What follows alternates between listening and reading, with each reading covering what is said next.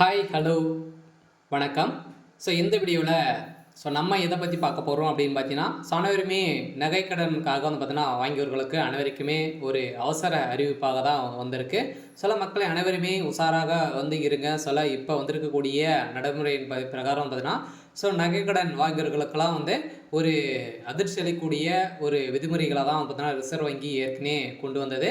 இந்த அறிவிப்பு அனைவருக்குமே பொருந்தும். அனைவருக்குமே பார்த்தீங்கன்னா ஒரு அத்தியாவசிய தேவைக்காக தான் பார்த்தீங்கன்னா, நம்ம அனைவருமே மருத்துவ செலவு, இதே மாரி பார்த்தீங்கன்னா கல்வி செலவு, அதே மாரி அவசர தேவைக்காக இந்த நகைக்கடன் பார்த்தீங்கன்னா, அனைவருமே தேசிய ரிசர்வ் வங்கி மூலமாக பார்த்தீங்கன்னா, நிறைய தேசிய வங்கிகள் மூலமாக தனியார் வங்கிகளை நம்ம வைத்து அவசர தேவைக்காக நம்ம இந்த பணங்களை வாங்கிக் கொள்கிறோம். இந்த நகைக்கடனை பொறுத்தளவுக்கு இப்போ ரிசர்வ் வங்கி கொண்டு வந்திருக்கக்கூடிய 2 அவசர அறிவிப்புகளை பொறுத்தளவுக்கு பார்த்தீங்கன்னா, இந்த அறிவிப்புகள்லாம் கட்டாயமாக பார்த்தீங்கன்னா ஏப்ரல் 1ஆம் தேதியிலேருந்து நடைபெறும் அப்படின்றத சொல்லிட்டாங்க. ஏற்கனவே நடைமுறையில் இருக்குது. ஏற்கனவே இந்த அடிப்படையில் நிறைய ஏழை எளிய மக்களுக்கு ஒரு சதிர்ச்சளிக்கூடிய ஒரு அறிவிப்பாக தான் பார்த்தீங்கன்னா இப்போ ரிசர்வ் வங்கி கொடுத்துருக்காங்க. இருந்தாலும் வங்கிகளில் வாங்கியிருக்கக்கூடிய நகைக்கடன் அனைவருக்குமே பார்த்தீங்கன்னா இதெல்லாம் பொருந்தும். தனியார் வங்கிகளுக்கும் அனைத்து தேசிய உரிமை பெற்ற அனைத்து வகைகளுக்கும் இது இந்த அறிவிப்புகளை பொருந்தும். அதே மாதிரி மக்கள் அனைவருமே பார்த்தீங்கன்னா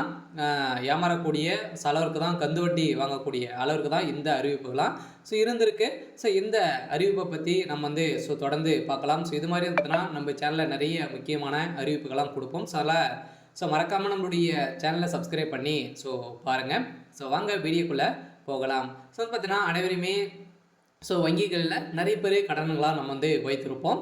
அந்த கடன்களுக்கு பார்த்தீங்கன்னா நகைக்கடன் விதியில் திடீர்னு மாற்றப்பட்ட சம்பவம் தான் பார்த்தீங்கன்னா தங்க நகை அடகு வைப்பதில் நிறைய ஒரு கந்து வட்டி அளவுக்கு தான் இப்போ ஒரு புதிய விதிமுறையை ரிசர்வ் வங்கி கொடுத்துருக்காங்க.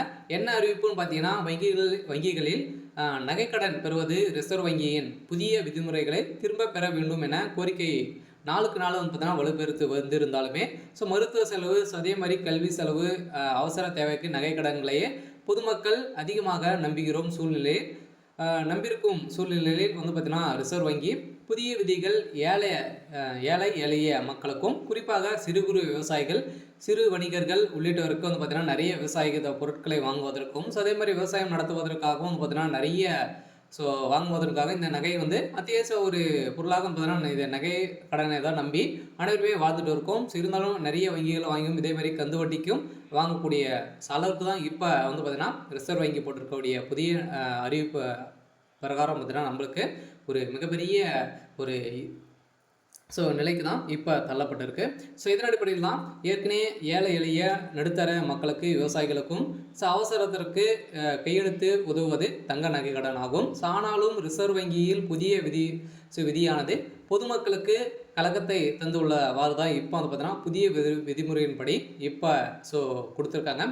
இந்த நகைக்கடன் பெறுவதில் ஒவ்வொரு வருடமும் காலக்கெடு முடியும் போது வட்டியிடம் அசலையும் சேர்த்து செலுத்த வேண்டும் என்று அதற்கு அடுத்த நாள் தான் நம்ம நகைகளை வைத்து பணங்களை வாங்க முடியும் அப்படின்னு சொல்லியிருக்காங்க. இப்போ நம்ம பார்த்திங்கன்னா நகைக்கடன் நம்ம வாங்கியிருக்கோம் அப்படின்னா பணங்கள் வட்டியும் அசலும் சேர்த்து பார்த்தீங்கன்னா ஒட்டுக்காக கட்டிட்டு அடுத்த அப்போவே பார்த்தீங்கன்னா அந்த நகையை வாங்கிட்டு நம்ம பணங்களை வாங்க முடியும். அடுத்த நாட்கள் தான் நம்ம நகைகளை வைத்து பணங்கள் வாங்கக்கூடிய தான் இப்போ புதிய விதிமுறையை அவங்க கொண்டு வந்திருக்காங்க.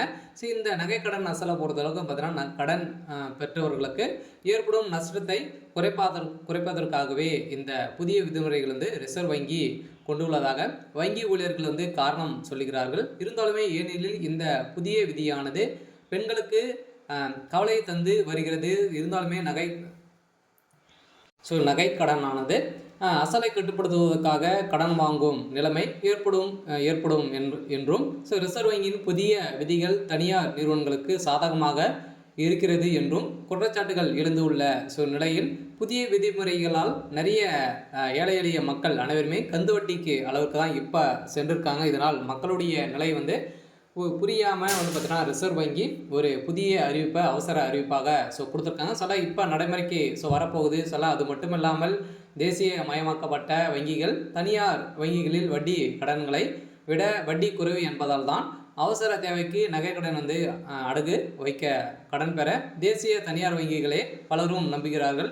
இப்போது ரிசர்வ் வங்கி கொடுத்திருக்கக்கூடிய வங்கியின் புதிய விதிமுறையால் முழு தொகையும் கட்டி நகையை மீட்டு விடுங்கள் என்று பிற நாட்கள் தான் புதிய நகை நீங்கள் வந்து பெற முடியும், நகைக்கடன் வந்து பெற முடியும் அப்படின்ற மாதிரி ஸோ வங்கிகள் வந்து சொல்கிறார்கள். அதன் நிலையில் வந்து பார்த்தீங்கன்னா இப்போ மாற்றங்கள் வந்து ஸோ வருமா அப்படின்ற மாதிரி அனைவருமே எதிர்பார்த்துட்டு இருந்த ஸோ நிலையிலும் பார்த்தீங்கன்னா இப்போ ரிசர்வ் வங்கி போட்டு இருக்கக்கூடிய இந்த உத்தரவின் அடிப்படையில் தான் இப்போ வந்து பார்த்தீங்கன்னா இதை எடுத்து நிறைய மக்களுடைய ஏழை மக்கள் அனைவருமே இருக்கக்கூடிய அளவிற்கு ஸோ ஆளாகியிருக்கு. இருந்தாலுமே கந்து வட்டி அளவிற்கு தான் இப்போ ரிசர்வ் வங்கியே போட்டிருக்காங்க. சில அனைவருமே வங்கிகளை வந்து பிழைப்பதற்காக மட்டுமே தான் வந்து பார்த்தீங்கன்னா அறிவிப்புகளாம் கொடுக்குறாங்க. சில ஏழை எளிய மக்களுடைய பணங்களை வந்து சுரண்டி தான் அனைவருமே சாப்பிடக்கூடிய நிலை வந்து ஸோ உருவாக்கியிருக்காங்க. சில இதை எடுத்து இதை இதை கேட்டு பதறியிருக்கும் மக்கள் தங்களது நகை ஏலத்திற்கு சென்றுவிடக்கூடாது என்பதற்காக அதிக வட்டிக்கு வெளியில் பணங்களை வந்து வாங்கி நகைகளை மீட்டு மீண்டும் அடகு வைக்க வேண்டிய நிலை வந்து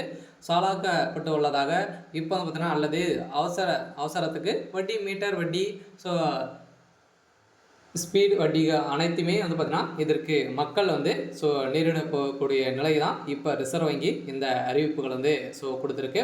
ஸோ இந்த அறிவிப்பின் அடிப்படையில் தான் இவர்களுக்கு தனியாக ஸோ வட்டிகளை வந்து தர வேண்டியது இருக்குது. இருந்தாலுமே பழைய நிலைமை வந்து கொண்டு வர வேண்டும் என்ற நோக்கத்தோடு குறைந்த நேரத்தில் மீண்டும் வங்கிகளில் நகைக்கடன் அடகு ஸோ வைக்கப்பட விட்டாலும் இடைப்பட்ட நேரத்தில் வட்டி கட்ட முடியாமல் வட்டிக்காரர்களிடம் மோசமாக மாட்டிக்கொள்ள நேரிடும் நிலையை தான் இப்போ உருவாக்கியிருக்கு. ஸோ இந்த நிலையில் வங்கி அடகு வைத்துள்ள நகைகளை முழுவதும் பணம் செலுத்தி திரும்பி மறுநாள் தான் மீண்டும் அடகு வைக்க முடியும் என்றும் ஸோ தெரிவிக்கப்பட்டுள்ளதால் வட்டி மட்டுமே கட்டி அதே நேரத்தில் தினம்